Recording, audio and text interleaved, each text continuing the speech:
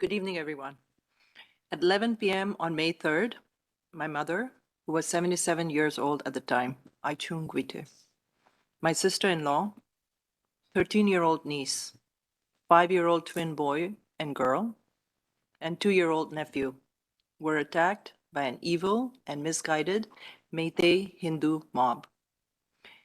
They ran a few doors down to a MEITEI Hindu neighbor's house to hide in his dirty, dingy storehouse. There were so many mosquitoes, my mother says. The children were so good. They did not cry or make a noise. They huddled there for over 3 hours as mayhem continued around them. They heard the sounds of stones, sticks, rocks, cars and gas cylinders bursting into flames. Angry mobs had burnt their church, a Baptist church, earlier that evening, and were attacking and burning their neighbors' houses and had turned to their house. They escaped with their lives and the clothes they were wearing, while our beautiful family home was burned and looted. The mob even came back to burn the house again the next day on May 4th. To date, over 7,000 Kuki-Zomi tribal homes have been burned and destroyed. The attack on my mother was the attack on Paite in Imphal, India. In Dallas, Texas, where I live, it was 1:30 p.m. in the afternoon when my sister texted me, "Have you talked to Mom?" I had no idea.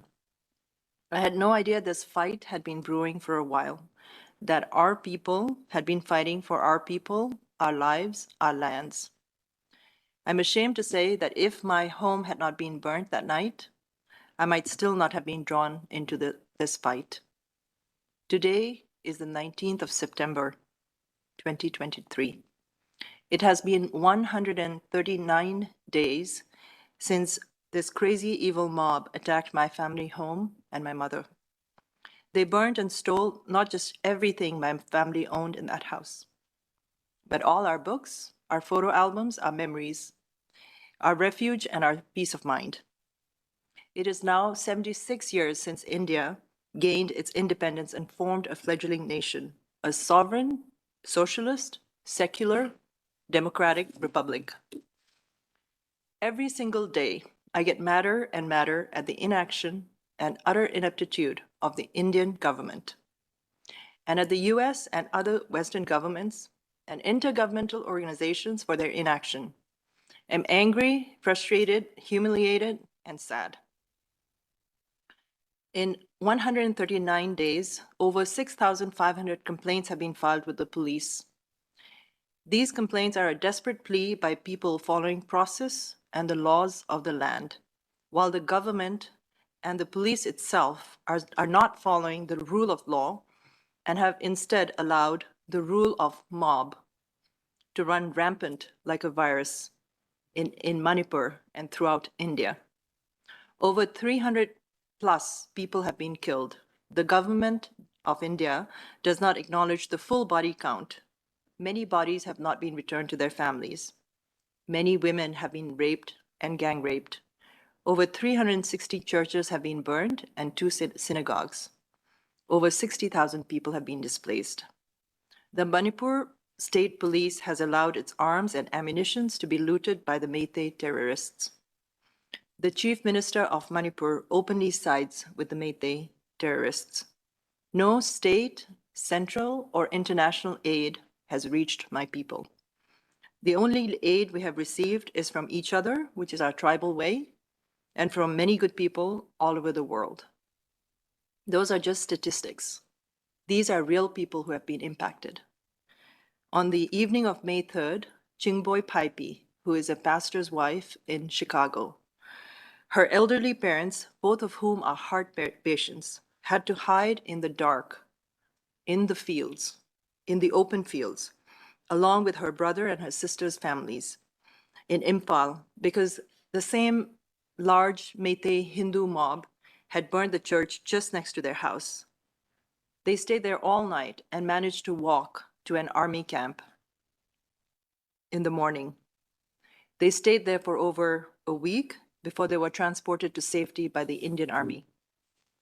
On May 4th, Mrs. Gozavung, 57, a Manipur government officer, and her son, Mr. Golal Sang, 27, were pulled out of their car by a Hindu mob of about 200 vigilantes and beaten to death.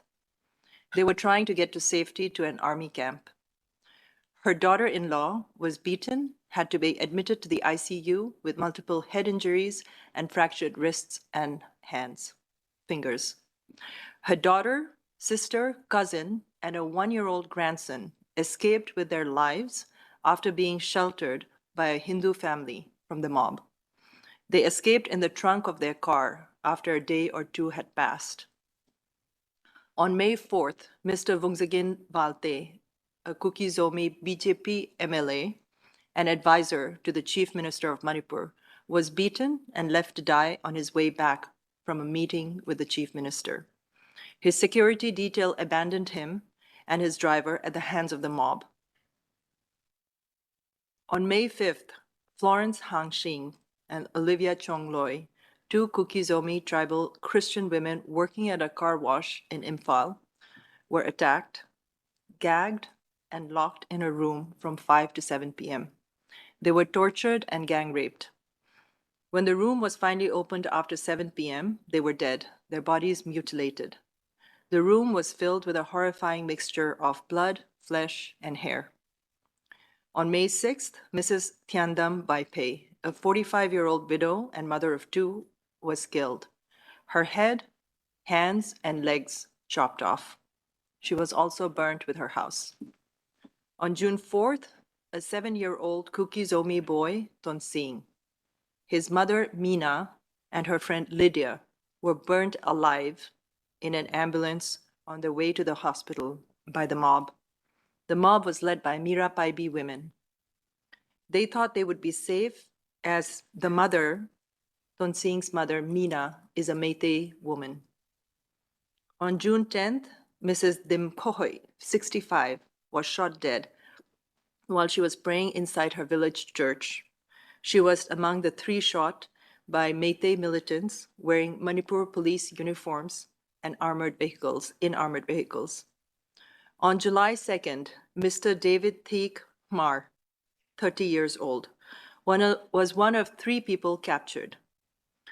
His 2 friends were released, but because he belongs to the Hmar tribe, which is one of the tribes under the Kuki umbrella, he was tortured and beheaded. His hands and legs were chopped off. His head was displayed on a bamboo fence. His body parts were thrown into a burning building. The killers posted a video of the severed head on social media with a voice in the background commenting, "This is the face of a Kuki. You look beautiful. You look beautiful. We've been trying to catch you people for a long time." The voice ended with an expletive. On July 6th, Mrs. Don Ngaiching, 62, was shot and killed outside a school in Imphal. She was mentally ill, often seen wandering the streets of Imphal, and had refused to leave Imphal feeling she was safe. She was not. On July 19th, a video surfaced of 2 Kuki-Zomi women being paraded naked, molested, and gang raped on May 4th by MEITEI mob. These women and their families had run to the police for refuge, but the police handed them over to the mob. The young brother of one woman was beaten to death while trying to protect his sister. The husband of the other woman is an Indian Army officer.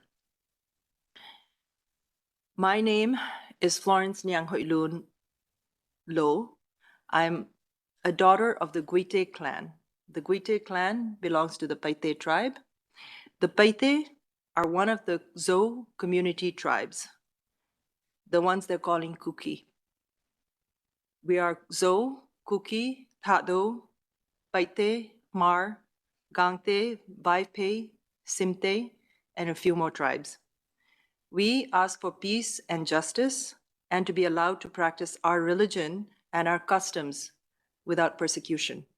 We ask for our right to self-determination and self-governance without fear of mob vigilantism or discrimination and attacks from our own government officials.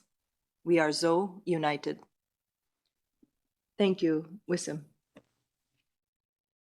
Thank you, Mr. Moderator. My name is Kuki-Zomi Atoba, and I am a MEITEI, the so-called MEITEI Hindu that people around here are talking about.